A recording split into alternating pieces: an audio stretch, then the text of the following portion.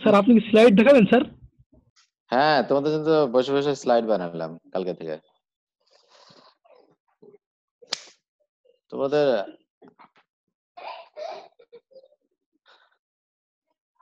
আচ্ছা, hello, sir তোমাদের তো বিদ্যুৎ শোনা আসছে। যাচ্ছে না কিছু। কারেন্ট আসছে না? কই, আমার এখানে তো আসছে না রে। চলে গেছে মা আবার। ইলেকট্রিসিটি আসছে নাকি দেখো। চলে গেছে আবার এখানে। আবার আসবে সম্ভবত। কারেন্ট আসছে নাকি দেখো না। আচ্ছা ঠিক আছে।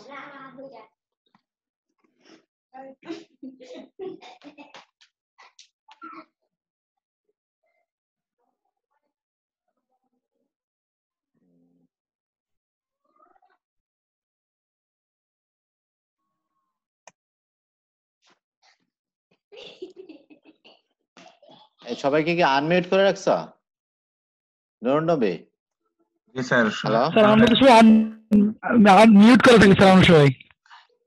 ও, সবাই রে মিউট করে রাখছো? হ্যাঁ, তা একটু আপাতত ইয়ে করো, শুরুতে আনমিউট করে রাখো সবাই রে। হ্যাঁ, নয়েজ আছে তো অনেকের এখান থেকে, এই কারণে সিস্টেম। আচ্ছা, মানুষ অনেক বেশি তাই তো। হ্যাঁ। যারা কথা বলতে চায় তারা মিউট আনমিউট করে তারপরে কথা বলে আর কি। পার্টিসিপেন্ট এখানে দেখতে পাচ্ছি আমি 39। একটু ওয়েট করার দরকার না? আচ্ছা ঠিক আছে, ফখরুদ্দিন। হ্যাঁ, হ্যালো ফখরুদ্দিন। জি স্যার। জি স্যার। আচ্ছা, তোমাদেরকে শশাঙ্ক স্যার কি পড়াইছিলেন? স্যার শশাঙ্ক স্যার যে মানে সিমটম গুলো অ্যানালাইসিস করেছিল স্যার, হিমাটোমেসিস এইগুলো, মেলিনা, তারপরে আচ্ছা, ডিসপ্লেজিয়া এইগুলো পড়েছিল স্যার। ও ডিসপ্লেজিয়া তো আপার যে ব্লিডিং তো পড়াইছে নাকি? ব্লিডিং জি স্যার ওগুলো পড়েছিল স্যার। পড়াইছিল না? জি আচ্ছা স্যার। আচ্ছা, গুড। ইনভেস্টিগেশন পড়েছিল স্যার। আচ্ছা আচ্ছা, তাহলে তো ভালোই পড়াইছে স্যার। ঠিক আছে।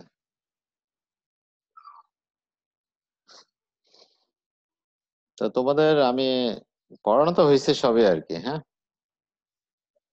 আজকে কিছু স্লাইড দেখায় আর কি, যেহেতু বানাইছি আমি, আর কিছু প্রশ্ন করি আর কি, দেখি।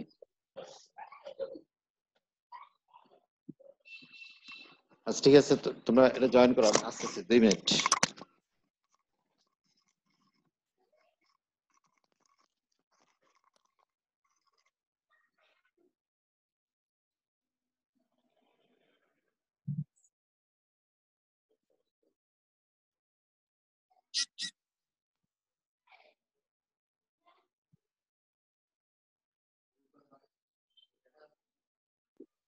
স্যার শুরু করে দিন স্যার।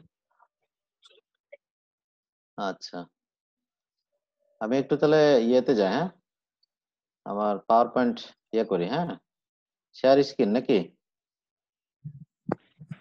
জি স্যার। নবী, হ্যাঁ।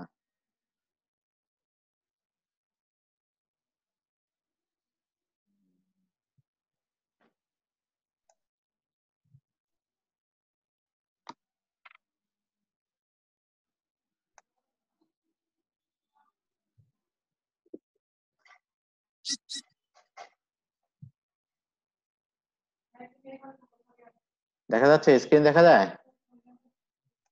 জি স্যার। জি স্যার দেখা যাচ্ছে স্যার। হ্যাঁ, দেখা যাচ্ছে। হ্যাঁ,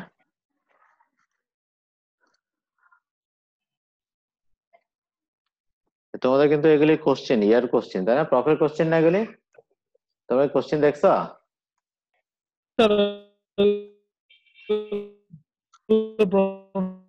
একটু ইয়ে। জি স্যার দেখছি স্যার। হ্যাঁ, তুমি দেখছো, আর সবাইরা, এই সবাই আর বাকিরা কি বলে, সবাই তো মিউট করে রাখছো। সবাই দেখছে স্যার, সবাই দেখছে। আচ্ছা, সবাই শুনতেছে মোটামুটি? কয়জন এখন জয়েন করছে, কয়জন? 43 স্যার। তোমরা এই, হ্যাঁ কয়জন? 43। 43 মাত্র? আচ্ছা, তো সবাই তোমরা অনেক এভাবে অনেক ক্লাস। জায়গায় ঝড় বৃষ্টি হচ্ছে তো স্যার। হ্যাঁ, স্যার ঘূর্ণিঝড় আঘাত হচ্ছে, এই কারণে একটু ঝামেলা হচ্ছে অনেকেরই। আমাদের নেটের প্রবলেম। নেটের প্রবলেম হচ্ছে, আমাদের নয়েজ হচ্ছে, ইয়ে হচ্ছে, সাউন্ড মনে হয় ক্লিয়ার না, এই জন্য বোধহয়। হ্যাঁ, হুম, স্যার রেকর্ড করা হচ্ছে, সমস্যা নেই, পরে আবার এটা দেখতে পাবে সবাই। ও আচ্ছা, রেকর্ড করে নিচ্ছ, গুড। আমরা কি শুরু করব নাকি, না আরো ইয়ে করবে, জয়েন করবে? ওয়েট করবো 5-7 স্যার মিনিট? শুরু করে দিন স্যার। না স্যার হ্যাঁ শুরু তাই, করেন স্যার, শুরু করেন স্যার। আচ্ছা আমরা একটু টাইম ইয়া করি আমরা, হ্যাঁ 1 ঘন্টার বেশি মনে হয় ইয়ে করা ঠিক হবে না, তাই না? তো নেক্সট আবার যতদূর যাওয়া যায় আর কি, হ্যাঁ ঠিক আছে। তো আসলে এটা ওয়ান ওয়ে হয়ে তো যাচ্ছে, তো তো এটা যাবে। প্রবলেম একটা, জি হ্যাঁ স্যার। ওয়ান ওয়ে হয়ে যাওয়ার কারণে এটা প্রবলেম আর কি, হ্যাঁ। তো তোমরা তো আসলে রেসপন্স করতে পারতেছো না। আমি তোমাদের ওই লাস্ট যে প্রফের কোশ্চেন কিছু আমি দেখার চেষ্টা করছিলাম, হ্যাঁ প্রফের কোশ্চেন গুলো এগুলি, হ্যাঁ আমরা যদি টপিক ওয়াইজ এভাবে যদি সাজাই আর কি, তাহলে ডিসপ্লে থেকে কিছু কোশ্চেন আসছে এই টাইপের আর কি, হ্যাঁ ঘুরে ফিরে এই ধরনের কোশ্চেন গুলো হয় আর কি, ঠিক আছে। তারপরে শোনা যাচ্ছে আমাকে ক্লিয়ার? নবী জি স্যার। জি জি স্যার। স্যার, শোনা যায় স্যার। ক্লিয়ার ক্লিয়ার, হ্যাঁ জি আচ্ছা। স্যার। জি স্যার। তো ক্লিয়ার শোনা আমাদের যে সিমটোম্যাটিক অ্যাপ্রোচ, হ্যাঁ তো মানে পেশেন্ট, হ্যাঁ যে পেশেন্টের যে সিমটোম্যাটিক অ্যাপ্রোচ, হ্যাঁ বইতে শুরুতেই যেগুলি লেখা আছে আর কি, হ্যাঁ আমাদের যে মেজর যে সিমটমস রিগার্ডিং জিআই সিস্টেম, হ্যাঁ ডিসপেজিয়া, তারপর হচ্ছে যে ডিসপেপসিয়া, হ্যাঁ তারপর হচ্ছে অ্যাকিউট জিআই ব্লিডিং, ভমিটিং, তারপর হচ্ছে ডায়রিয়া, হ্যাঁ তো এইগুলি থেকে কিন্তু কোশ্চেন আসে, হ্যাঁ এগুলি থেকে কোশ্চেন আসে। তো এগুলি তোমাদের বারবার পড়তে হবে আর কি, হ্যাঁ এখন যেহেতু সব সিস্টেমে আমরা শেষ করছি, এখন তোমাদের এগুলি ক্যাচ করতে সুবিধা হবে আর কি, হ্যাঁ আমি একটু ইয়ে করার চেষ্টা করব, এই কোশ্চেন গুলোই একটু ডিসকাস করার চেষ্টা করব, হ্যাঁ কোশ্চেন গুলো খেয়াল করো তোমরা, হ্যাঁ স্লাইডে মানে শো করতেছি যে তোমাদের আসছে, যেমন হচ্ছে 50 years male patient presented with dysphagia, হ্যাঁ what may be the causes. তাহলে 50 ইয়ার্স এটা একটা মাঝামাঝি একটা বয়স হয়ে গেল আর কি, হ্যাঁ ঠিক আছে। যদি এটা হতো যে মোর দেন 60, হ্যাঁ যদি হতো যে এটা 30, হ্যাঁ তাহলে যদি 70 ইয়ার্স বা 75 years male presented with dysphagia যদি বলে, তাহলে এই কোশ্চেনে মেরিট হচ্ছে যে এটা আমাদের মেলিগনেন্সি আগে কনসিডার করতে হবে, হ্যাঁ তাহলে ডিসপেজিয়া নিয়ে কেউ প্রেজেন্ট করলে তাহলে অ্যাসোসিয়েটেড আদার তার প্রেজেন্টেশন কি আছে, তার অ্যানোরেক্সিয়া আছে কিনা, ওয়েট লস আছে কিনা, অ্যানিমিয়া আছে কিনা, হ্যাঁ এগুলি আমাদের কিন্তু সার্চ করতে হবে, হ্যাঁ এজেড পেশেন্টের ক্ষেত্রে।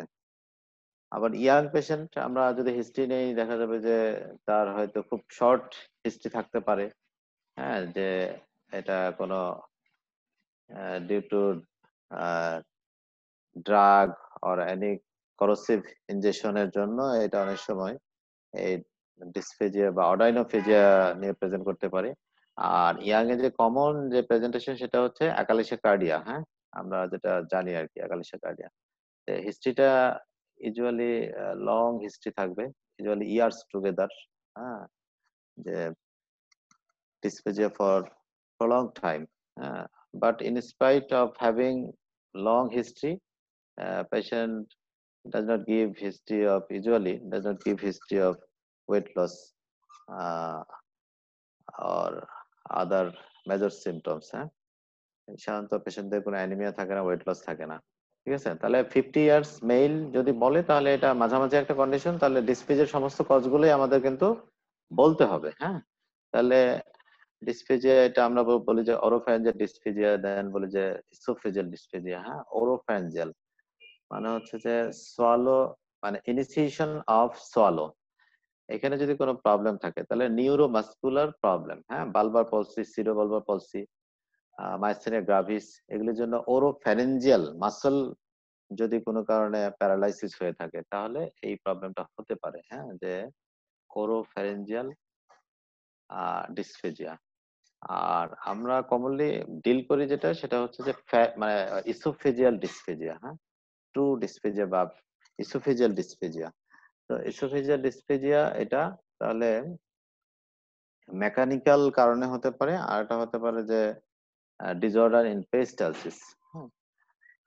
মেকানিক্যাল এটা যদি এলডারলি পেশেন্ট হয় তাহলে আমাদের ম্যালিগনেন্সি, কার্সিনোমা এসোফেগাস আর carcinoma cardia of the stomach, এগুলো চিন্তা করতে হবে।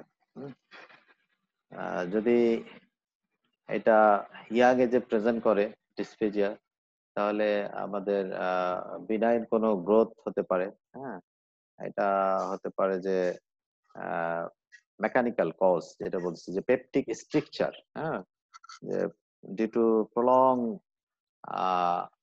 long history of gastroesophageal reflux problem, এটা আমাদের esophageal injury and subsequently is ulceration, fibrosis এভাবে স্ট্রাকচার ডেভেলপ করতে পারে। হ্যাঁ, তাহলে পেপটিক স্ট্রাকচার, তাহলে ইয়াং এজে মেকানিক্যাল কজ অফ ডিসফেজিয়া আমরা পেপটিক স্ট্রাকচার, এটা আমরা চিন্তা করব। হ্যাঁ, আর অন্যদিকে যদি আমরা যে মর্টালিটি ডিসঅর্ডার রিলেটেড চিন্তা করব, যে অ্যাকালেশিয়া কার্ডিয়া, এটা একটা প্রোটোটাইপ। হ্যাঁ, অ্যাকালেশিয়া কার্ডিয়া। তো এখানে কি হচ্ছে যে আমাদের লোয়ার ইসোফেজিয়াল স্ফিংটার, এই টোনটা ইনক্রিজ করতেছে। হ্যাঁ, এট দ্য সেম টাইম যে আমার ইসোফেজিয়াল যে বডি, মানে আমাদের যে ইসোফেগাসের যে মাসকুলেচার, সেখানে যে তার মানে মাইন্টিক নার্ভ প্লেক্সাস, সেখানে প্রবলেম হয়। হ্যাঁ, এই গ্যাংলিয়ন গুলো লস হয়ে থাকে ডিউ টু আননোন কজ। হ্যাঁ, যার ফলে যে কন্ট্রাকশনটা লস হয়ে থাকে, লোয়ার স্ফিংটার টোনটা ইনক্রিজ করে থাকে, যার ফলে যে footballers will be stuck in the esophagus. Footballers could not be passed through the lower esophageal sphincter. এটা লং হিস্ট্রি থাকবে। তাহলে অ্যাকালেশিয়া কার্ডিয়া, এটা আমরা বেরিয়াম সলো এক্স-রে এসোফেগাস করলে সুন্দর বোঝা যাবে, এন্ডোস্কোপি করলেও বোঝা যাবে, এসোফেজিয়াল ম্যানোমেট্রি করি আমরা, এগুলি। তাহলে কোশ্চেনে যেটা বলছে যে presented with dysphagia, what may be the causes. হ্যাঁ, তাহলে এখানে কোশ্চেনটা আমাদের ওইভাবে লিখতে হবে যে অরোফ্যারিঞ্জিয়াল ডিসপ্লেজিয়া হতে পারে, ইসোফেজিয়াল ডিসপ্লেজিয়া হতে পারে। অরোফ্যারিঞ্জিয়াল আবার আমরা যেগুলি বললাম যে নিউরোমাসকুলার প্রবলেম, এটা স্ট্রোকের কারণে হতে পারে, এটা বালবার পলসি হতে পারে, এটা হতে পারে যে মাইস্থেনিয়া গ্রাভিস। হ্যাঁ, এটা একটা অটোইমিউন ডিজিজ। হ্যাঁ, এটা বিভিন্ন ফর্মে প্রেজেন্ট করতে পারে। তাহলে এই কজ গুলো এভাবে আমাদের বলতে হবে। ইসোফেজিয়াল ডিসপ্লেজিয়া আমরা একইভাবে বললাম যে এটা মেকানিক্যাল এবং মর্টিলিটি ডিসঅর্ডার রিলেটেড কজ গুলো বলতে হবে। সেকেন্ড কোশ্চেন হচ্ছে 30 years female patient presented with difficulty in swallowing for 2 month. হ্যাঁ, এই যে আমরা একটু আগে বলতেছিলাম যে ইয়াং এজ, হ্যাঁ, 2 মাস ধরে তার হচ্ছে difficulty in swallowing, that is dysphagia. হ্যাঁ, তাহলে এখানে আমাদেরকে অনেক কিছু কনসিডার করতে হবে। প্রথমত আমাদেরকে অ্যাকালেশিয়া কার্ডিয়া তো আমরা জানি একটা প্রোটোটাইপ।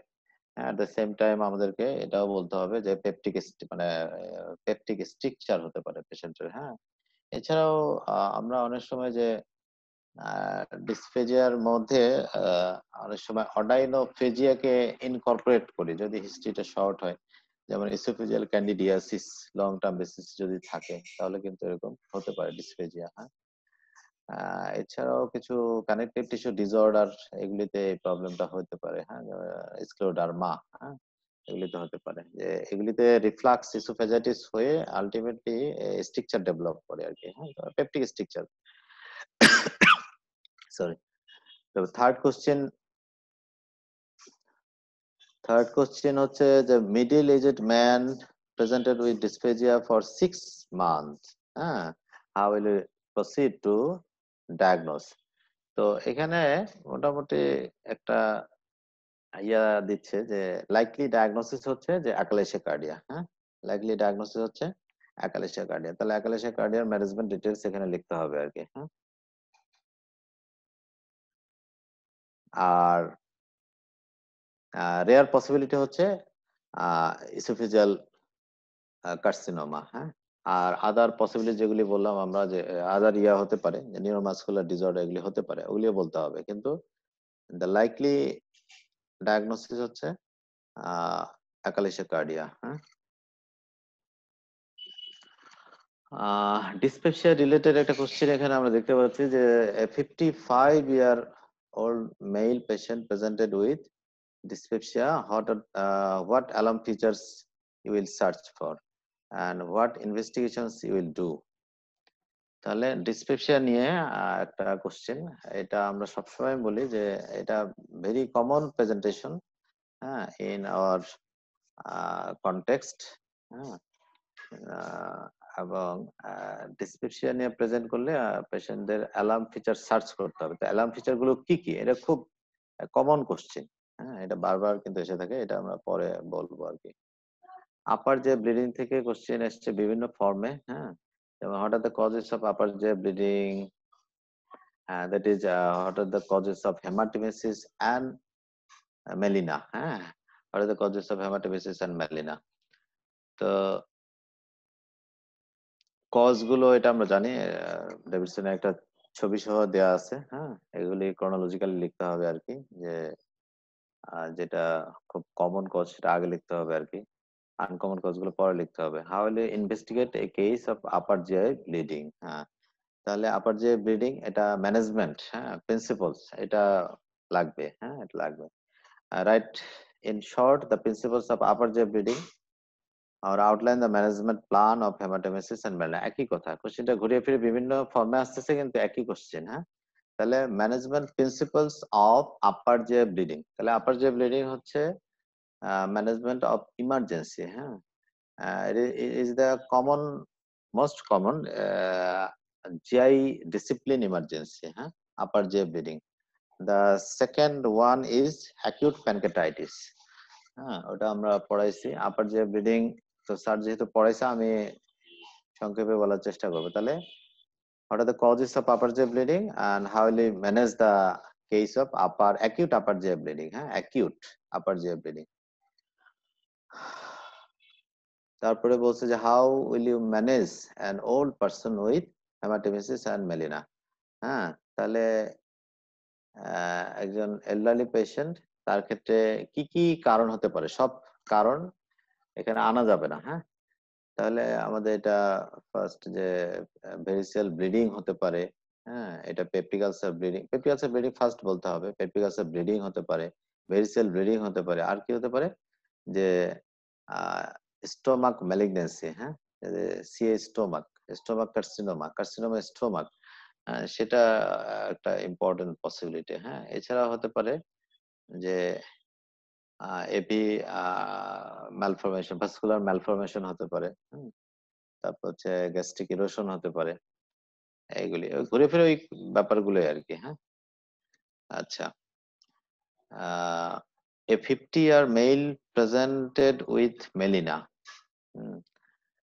তাহলে write down the questions you will ask and signs you will look for diagnosing the case, হ্যাঁ। তাহলে আমরা ম্যানেজমেন্ট যে প্রিন্সিপালস আছে আবার যে ব্লিডিং এর জন্য, ওর মধ্যে কিন্তু এগুলি লেখা আছে, হ্যাঁ, যে কি কি কোশ্চেন আমরা পেশেন্ট পার্টিকে আমরা কি কোশ্চেন করব, হ্যাঁ, এবং কি কি সাইন গুলো আমরা দেখব, হ্যাঁ, যে আন্ডারলাইং কজটা ডিটারমাইন করার জন্য, হ্যাঁ।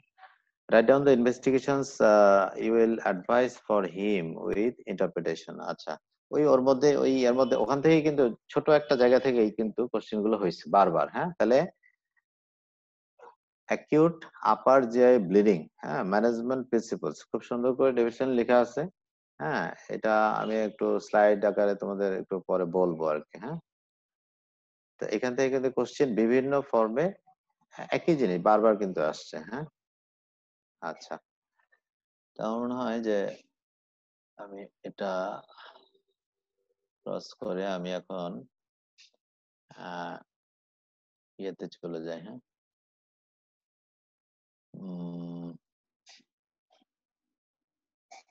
আচ্ছা, আপার জিআই ব্লিডিংটা আমি ফার্স্ট একটু বলে শেষ করার চেষ্টা করি, হ্যাঁ।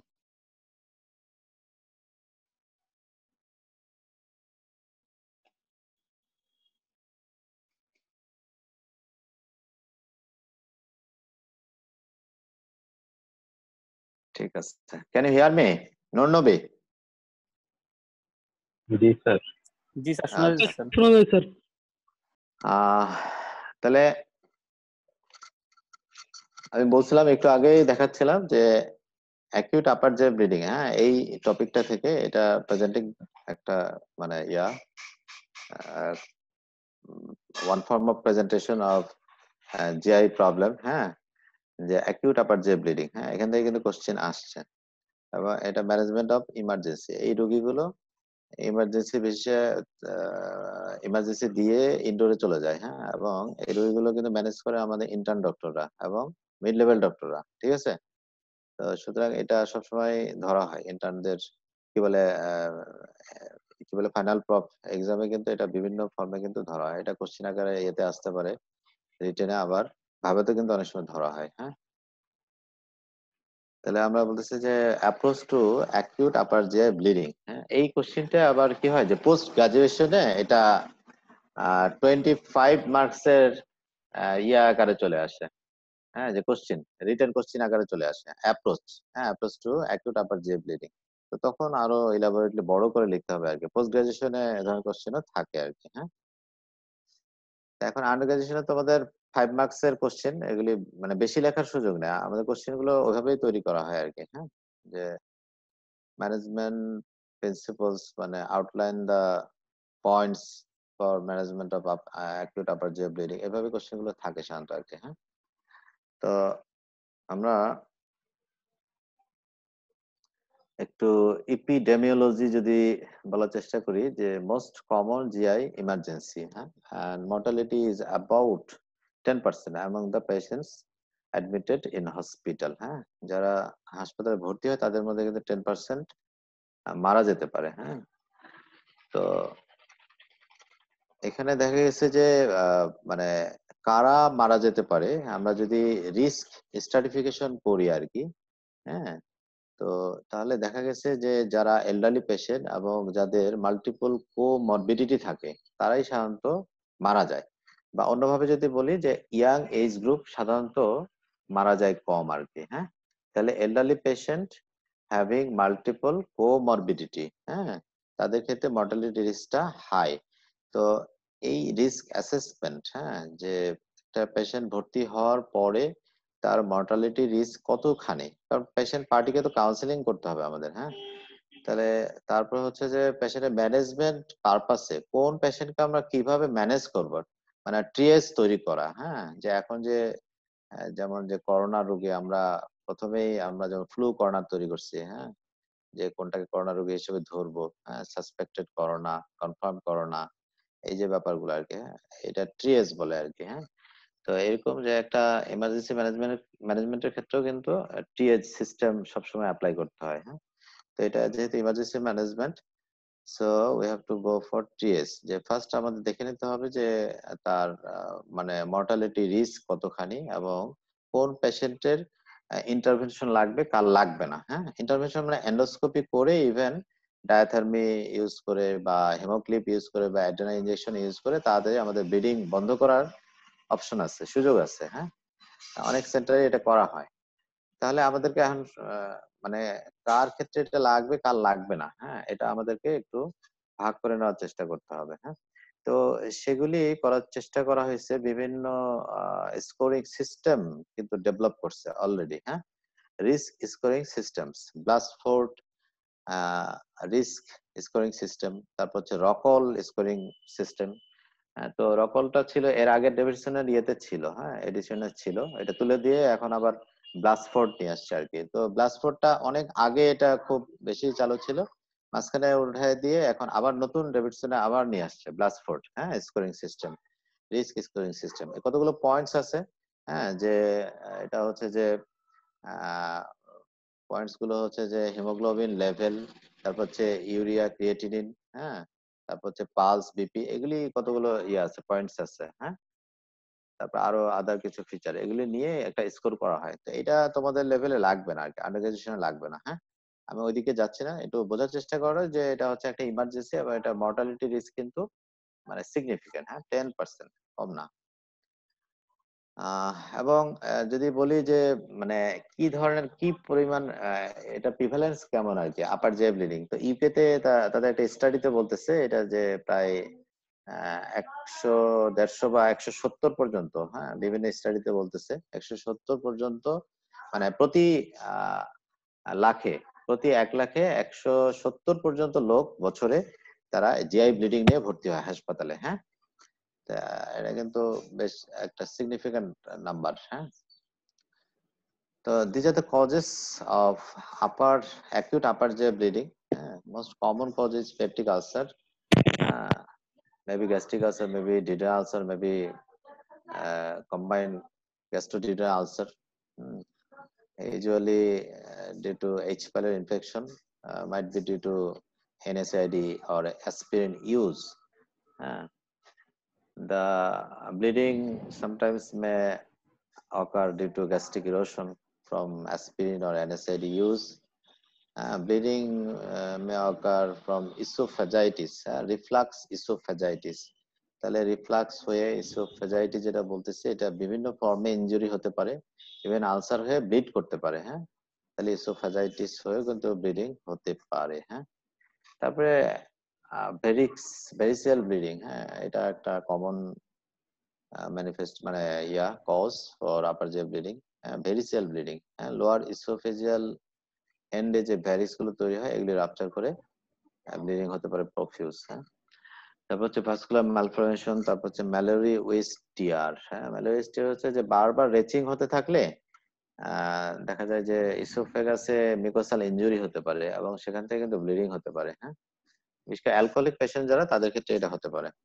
তারপর হচ্ছে ডুলাফয়েস লিশন, এটা হচ্ছে যে অ্যাবারেন্ট ব্লাড ভেসেল, এটা দেখা গেছে জাস্ট বিনিথ দ্য মিকোসা। হ্যাঁ, যে লার্জ একটা ব্লাড ভেসেল থাকতে পারে, এটা হচ্ছে ডেভেলপমেন্টাল অ্যানোমালি হিসেবে থাকতে পারে, যেটা কিনা মানে ছোটখাটো ইনজুরিতে পড়লে এটা মানে প্রফিউজ ব্লিডিং হতে পারে এখান থেকে। হ্যাঁ, ঠিক আছে, very uncommon situation, very uncommon cause.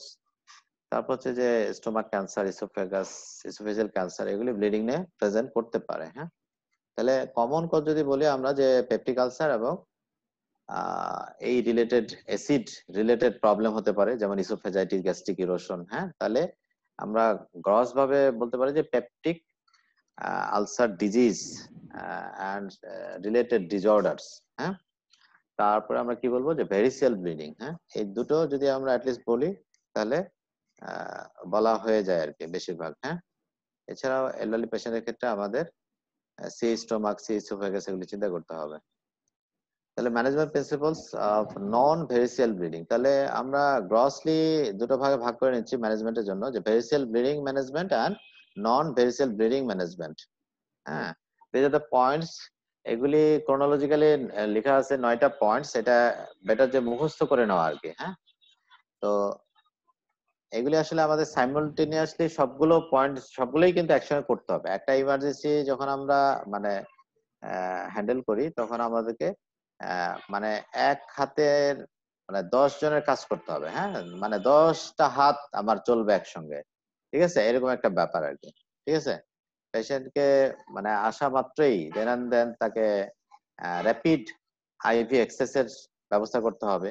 হ্যাঁ, একটা large at least 1 large bore cannula আমাদের কিন্তু ইনসার্ট করতে হবে। হ্যাঁ, আমরা বলি যে রুটিন যদি আমরা যদি করতে পারি যে 2টা ক্যানুলা 2 হাতে করে ফেলবো আর কি। হ্যাঁ, অ্যাটলিস্ট 1 লার্জ বোর ক্যানুলা। হ্যাঁ, এবং যে কোনো ফ্লুইড হাতের কাছে যে ফ্লুইডটাই থাকবে, হ্যাঁ সেটা আমরা কিন্তু শুরু করব।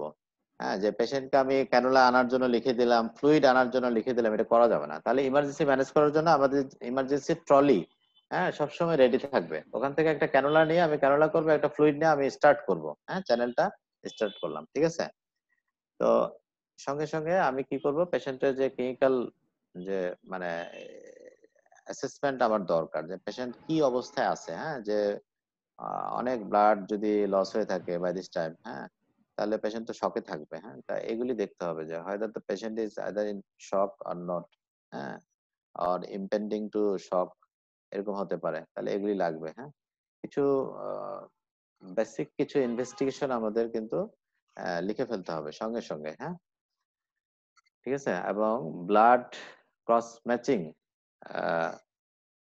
যেগুলি আমাদের ব্লাডের যে রিকুইজিশন ফর্ম আছে সেখানে ক্রস ম্যাচিং এর জন্য কিন্তু অ্যাডভাইস করতে হবে 2 ব্যাগ ব্লাডের জন্য। হ্যাঁ, ঠিক আছে।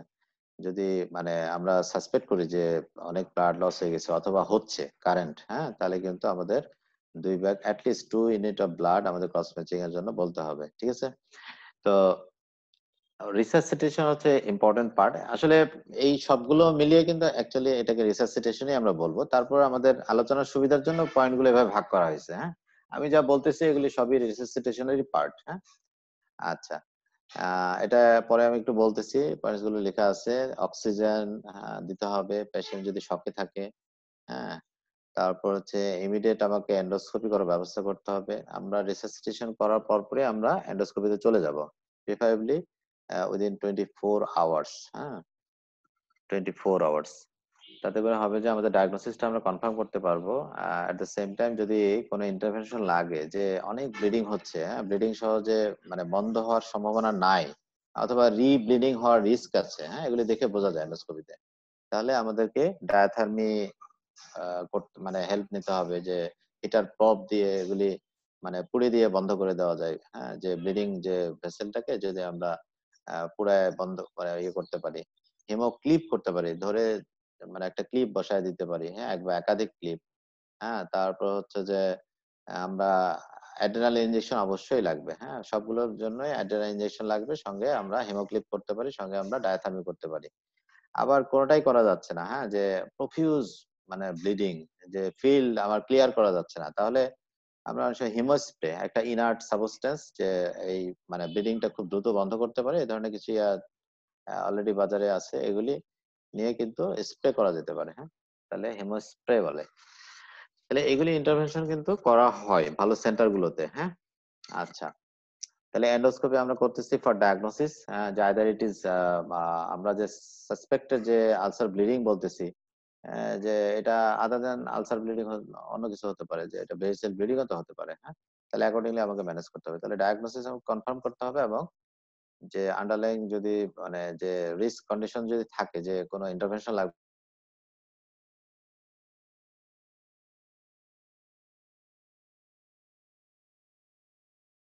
তাহলে সেটা মনিটরিং। সরি সরি ডিস্টার্ব হচ্ছে, আমার ফোন চলে আসছে। আচ্ছা, আমি একটু ফোনটা ইয়ে করি, নাহলে বারবার ফোন দিতে থাকবে। হ্যাঁ, এরা বোঝে না তো।